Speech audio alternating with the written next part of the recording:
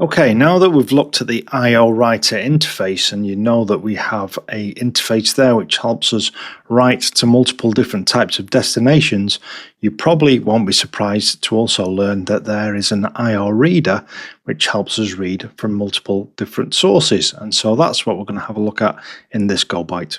Okay, so here is that reader interface. As you can see, one method. Let me explain.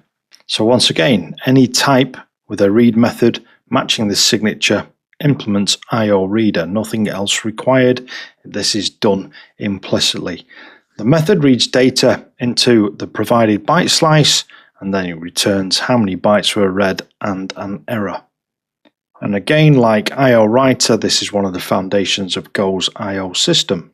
So let's go and try and use this. Now, because many types implement io.Reader, that means you can write functions that read data without caring where it comes from.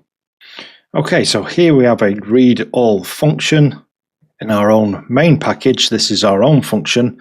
This will take an io.Reader, and then under the hood what it's going to do is it's going to call a method called read all on io, which takes a reader, and that will return us the data which has been read as a slice of bytes and an error.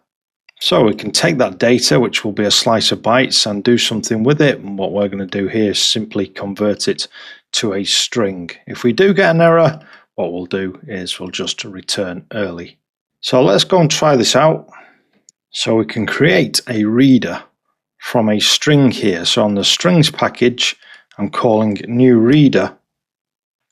And what that's going to do is return us a reader which implements io.Reader, and therefore we'll be able to pass it into our read all method or our read all function. And therefore we'll be able to pass that into our read all function. What that's going to do is just print out a string because we're converting the bytes to a string. So what we should see printed to the terminal should be this: go run main.go, and so as you can see, we see hello from io.Reader. So in this scenario, strings new reader created a reader from a string. Read all works with any io.Reader, and so the function doesn't know or care where the data comes from, and so it was able to work with our implementation here. Now let's go and try this reading from a different source. Let's read from a file.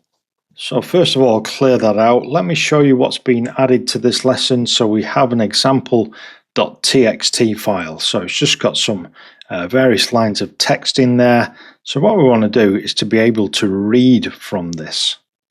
Now, files opened with OS Open implement io.Reader. So what that means is I can do this.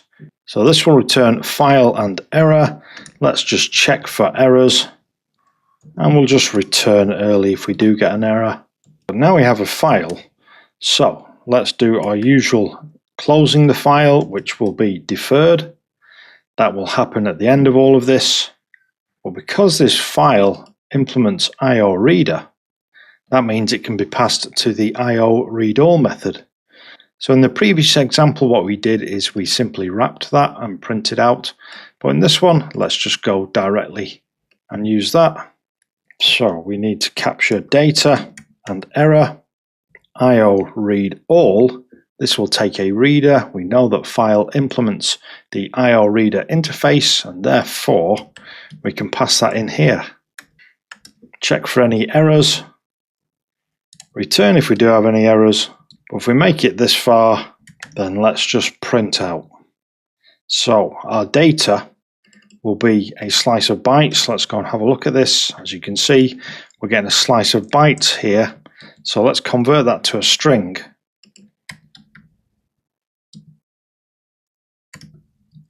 And then print it out. So here, what will we see printed out? Well, we're going to see the content from the file that we are reading from, aren't we? So let's go and check what that says. Go run main.go. So this is an example file. It demonstrates reading from a file using io.Reader, blah, blah, blah. Have a look at that in your own time. But basically, we are looking at the content which we placed in this file, which we have read from. And without scaring you, let's just dive into the source code here for io.Reader. And as you can see, it takes a reader, and therefore it can call read on that reader. So that is what is happening under the hood when we pass our file into read all. And therefore that is why it requires an implementation of reader. And so the file will provide the data through the read method, and then io.ReadAll will read it until it reaches the end of the file. This is a fairly simple and common way to read small files. A little bit of extra information attached to the lesson, which really talks about the flexibility and the benefits of io.Reader really. So things like you can read from a file today, you can read from a connection or a network connection tomorrow, you can read from a string in tests, very flexible. This is why we use this approach. Okay, time for a challenge. See if you've understood that there. This one's fairly similar to the first example. Write a function called print contents that accepts an io.Reader. So any implementation of io.Reader reads all data from it. So think about how we did that in our previous example.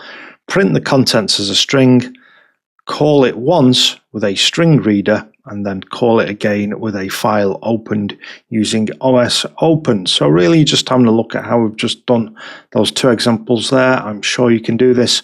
Pause me now and give that a go. Okay, so we need a function called print contents, but what I described there is identical to what we did for the read all. So what I'm going to do is I'm just going to change the name of this.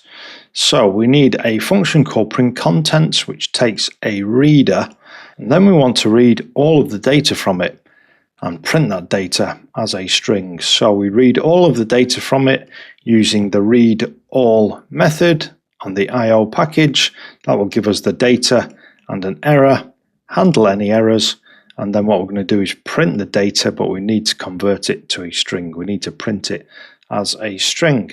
And so the next parts of the challenge are, first of all, to do this using a string reader and then using a file. So first of all, using a string reader, we did this before.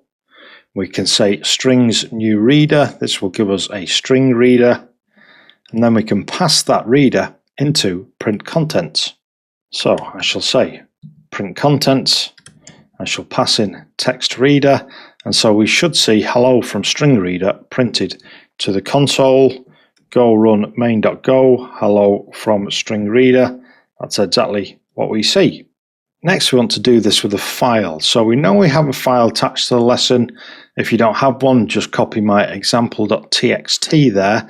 So we can use that, can't we? So we need to open that file. Can you remember how we do this? File error equals OS open. So we are opening example.txt. That operation will produce a file and an error. We need to check that we don't have an error, otherwise we will just return. But if we get past that point, then we know we have a file reader, which is an implementation of the reader interface, and so therefore we can pass it into print contents. So let's print contents, this time passing in the file. One thing I did forget to do was put the defer in there, of course. So the file will be closed at the end of this, i.e. after the contents have been printed. But for now, I think we're good. So here we should see two things being printed out. We'll see hello from a string reader being printed out, and then we'll see the contents of the file being printed out. Let's have a look. Okay, perfect. So first of all, we print out hello from string reader. We use print line, so the next stuff will come on separate lines. And then all of this is just the content of that example.txt file. Okay, how did you get on with that one? Hope you managed to give it a go. io.Writer and io.Reader, they're one of those things. When you first see them, you've seen these new interfaces and you've seen these different methods from the IO package. Honestly, it didn't stick for me first time I did them, but after using them all the time, then it all starts to come together, all starts to make sense, and it's two interfaces which you'll use all the time to read from all multiple different sources and to write to all multiple different destinations. Hope you've enjoyed this one, and make sure you give the video a like. Make sure you subscribe if you want YouTube to show you more Go Bytes.